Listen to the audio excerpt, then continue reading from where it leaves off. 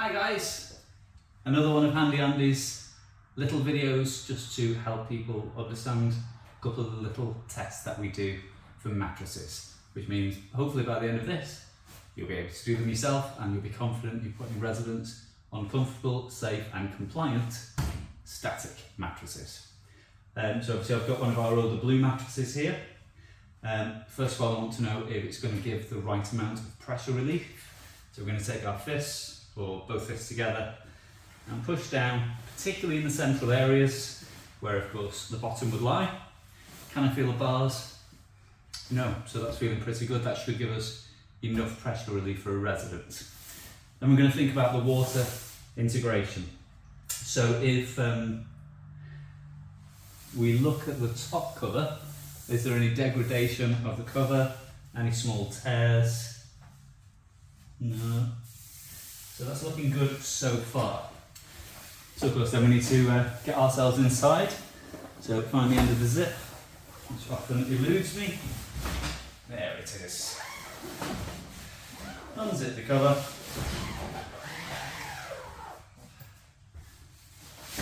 Have a little look inside. To be perfectly honest, very often what you'll find is just around this area immediately.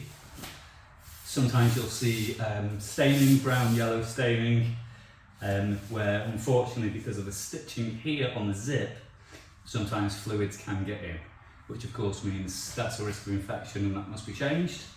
You'll see from this one, in actual fact, we've got nothing there. The least pleasant test, the sniff test. I think we all know what we're smelling for. This actually smells quite nice, so I'm really lucky to have found this one. So I'm happy with the integrity in there. There's no damage and there's no staining on the cover on the inside, and there's no staining on the foam.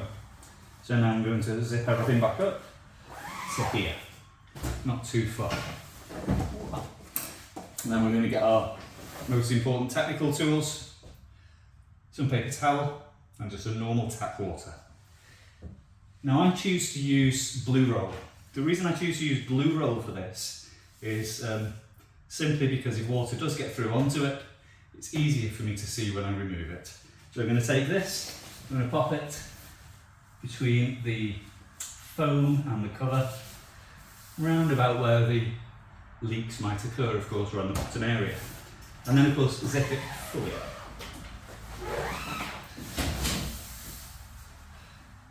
You're going to create a little web with your fist, purely enough just so it can hold a bit of water.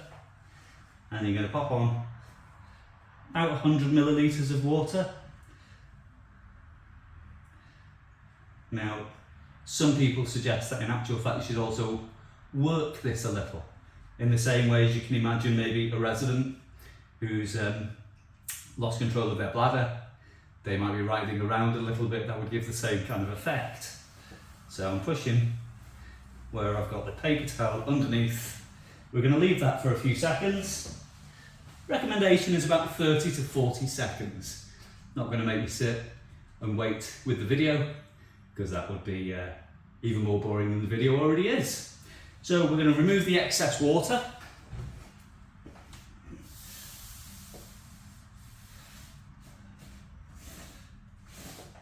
Probably should have brought some more paper towels. And then we're going to see if our paper towel has survived.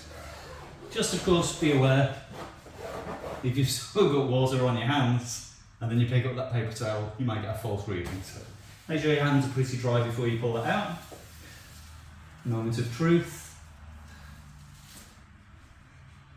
As you can see, this mattress has passed its water penetration test. I'm happy to allow another resident to use this mattress, and that's all. It's nice and dry, ready to be dressed.